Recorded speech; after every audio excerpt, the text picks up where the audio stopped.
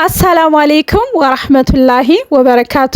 እንዴት ናችሁ? ዛሬ ይዤላችሁ የመጣሁት በ50 ሺህ ብር የሚሰሩ 3 ቢዝነሶችን እነግራችኋለሁ ማለት ነው። በቤት ውስጥም የሚሰሩ ከቤት ውጭም የሚሰሩ ስራዎች ናቸው ማለት ነው።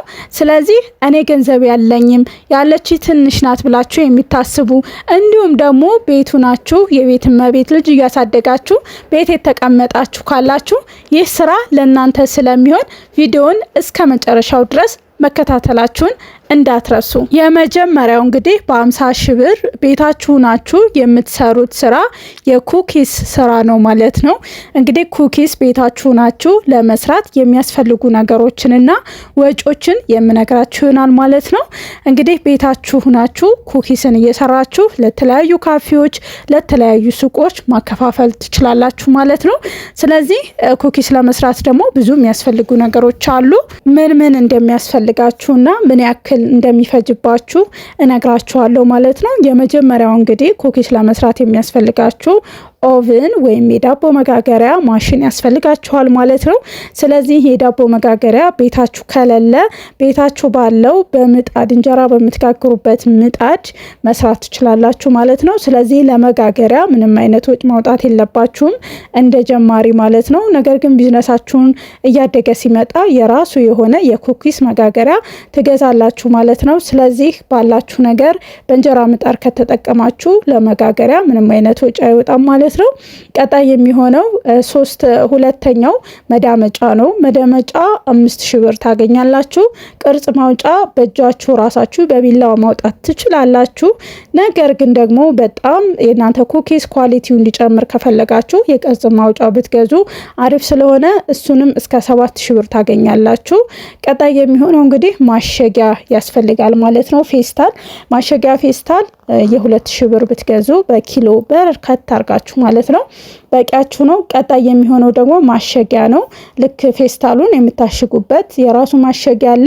ነገር ግን እናንተ እንደጀማሪ ሻማ በቂያችሁ ነው። በሻማ በ15 ብር ሻማ ታሽጋላችሁ ማለት ነው።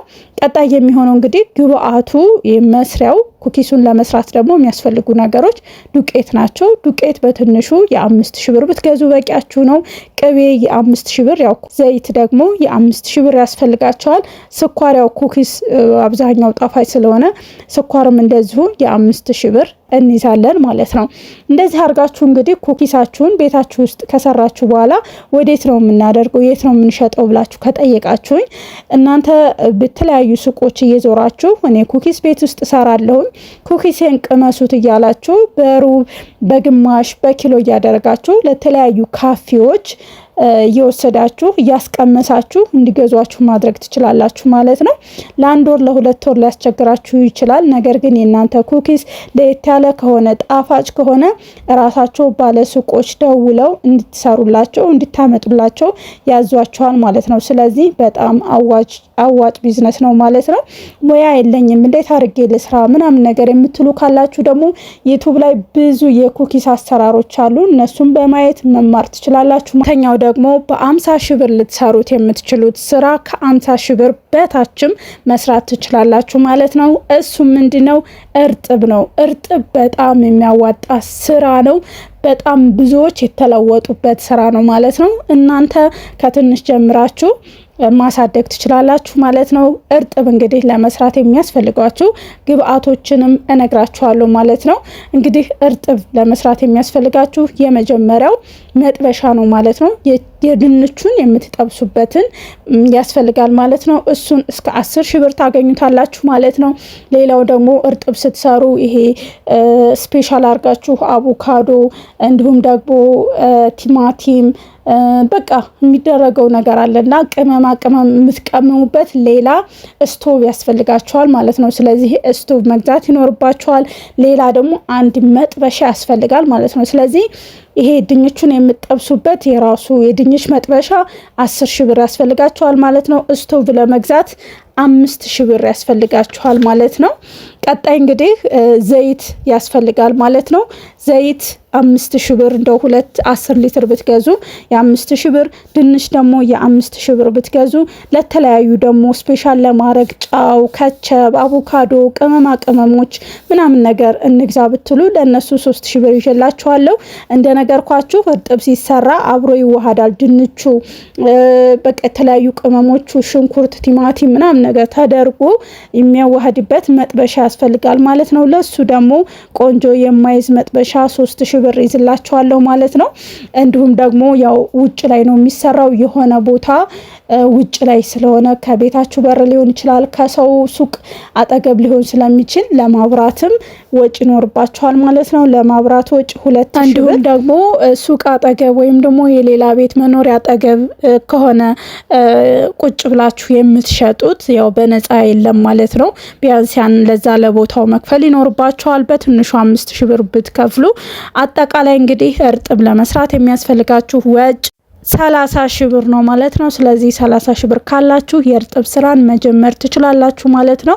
እናንተ እንግዲህ ለየት አድርጋችሁ በአቮካዶ እንዲሁም ደግሞ ስፔሻል አድርጋችሁ እርጥብን ቅብጥ አድርጋችሁ መሸጥ ትችላላችሁ ማለት ነው። እሱም ከ50,000 ብር ጀምራችሁ በጣም ደግሞ ላስፋው ካላችሁ አይ በትንሹ ካላችሁ እኔ የዘረዘርኩላችሁን ነገሮች አሟልታችሁ ከሰራችሁ ደግሞ መነሻ ካፒታላችሁ በ30,000 ብር አድርጋችሁ እርጥብ መስራት ትችላላችሁ ማለት ነው። ላኛውና የመጨረሻው ሶስተኛው ስራ ማለት ነው። ይሄ ብዙ ሰው አሁንም የተለወጠበት ስራ ነው ማለት ነው። በ50,000 ብር መጀመር ትችላላችሁ። ከበድ ካደረጋችሁት ነው። ቀለል ካረጋችሁት ደግሞ ከዛም በታች መጀመር ትችላላችሁ ማለት ነው። እሱ ምንድነው የጀበና ቡና ነው ማለት ነው። እንግዲህ የጀበና ቡና የሚያስፈልገው ነገር ምንድነው? የሚያስፈልጋችሁ ያው ጀበና ራሱ ያስፈልጋችኋል። በትንሹ የ500 ብር ጀበናው ለመግዛት ካለላችሁ ማለት ነው። ቡና 3 ኪሎ ብትጠቀሙ 3000 ብር፣ ስኒ የ1000 ብር ብትገዙ በቂያችሁ ነው። 10 ስኒ ማለት ነው። ከዛ ማሽን አሁን እናንተ ወደ 50,000 ብር ከፍ ካረጋችሁት ካፒታሉን የቡና ማሽኑን መግዛት ትችላላችሁ ማለት ነው። የማሽን ቡና ማድረግ ትችላላችሁ። የጀበናን ቡና የማሽንን ቡና ጎን ለጎን ማድረግ ትችላላችሁ። ሌላው ፔርሙስ ያስፈልጋችኋል። ከሰል ምድጃ፣ ያው ቡና የሚጣፍጠው በምድጃ በከሰል ስለሆነ ስለዚህ ከሰል ያስፈልጋችኋል። እጣን እንዲሁም ደግሞ እጣን ማንደጃ፣ እነዚህ ብቻ ናቸው። ብዙ ወጭ የለበትም ማለት ነው። ስለዚህ እነዚህን ነገሮች አሟልታችሁ መስራት ትችላላችሁ ማለት ነው። ቁጭ ብላችሁ የምትሸጡበት ቦታ ከሌላችሁ ቡናችሁን ሻይም ጨምራችሁበት አፍልታችሁ ያው ስኳርም ያስፈልጋችኋል ማለት ነው። ቡናችሁንና ሻያችሁን አፍልታችሁ በፔርሙስ አድርጋችሁ እየዞራችሁ መሸጥም ትችላላችሁ። አይ እንደዛ አልፈልግም ቁጭ ብዬ የሆነ ምግብ ቤት አጠገብ ተቀምጬ ካላችሁ ኪራይ ይኖረዋል። ኪራዩ የቡና ጠጡ ኪራይ እንደዚህ እንደምታስቡት ቀላል አይደለም። ከ5000 ብር እንደየቦታው ይለያያል። ከ5000 ብር ጀምራችሁ እስከ 20,000 ብር ልትከራዩት ትችላላችሁ ማለት ነው። ምክንያቱም እዛ የተከራያችሁበት ሰው በተለይ ምግብ ቤት ካለው ራሱ ቡና ጠጡ ካልሰራበት ሰዎች ምሳቸውን በልተው ቁርሳቸውን በልተው ኢትዮጵያ ውስጥ ይታወቃል በቀን 3 ጊዜ ይጠጣል ማለት ነው ቡና። ስለዚህ ምናልባት ያ ሰው ቦታው ቀዝቀዝ ያለ ከሆነ ክፍለ ሀገር ከሆነ ምናምን ነገር እስከ 5,000 ብር ሊያከራያችሁ ይችላል። ቦታው ደግሞ ሞቅ ያለ ከሆነ 10,000 ብር ከፍ እያደረጉ የኪራው እንግዲህ እንደየቦታው ይለያያል ማለት ነው። 50,000 ብር ካላችሁ እነዚህን 3 ስራዎች ለናንተ ይሆናል፣ ለኔ አካባቢ ለኔ ከተማ ብሰራው አይሰለቸኝም ብላችሁ የምታስቡት ከነዚህ ከ3 ውስጥ መርጣችሁ አንደኛውን ስራ መስራት ትችላላችሁ ማለት ነው። የዛሬው ቪዲዮ እንግዲህ ይህንን ይመስል ነበረ። ቪዲዮን ከወደዳችሁት ላይክ፣ ሼር ማድረጋችሁ እንዳትረሱ።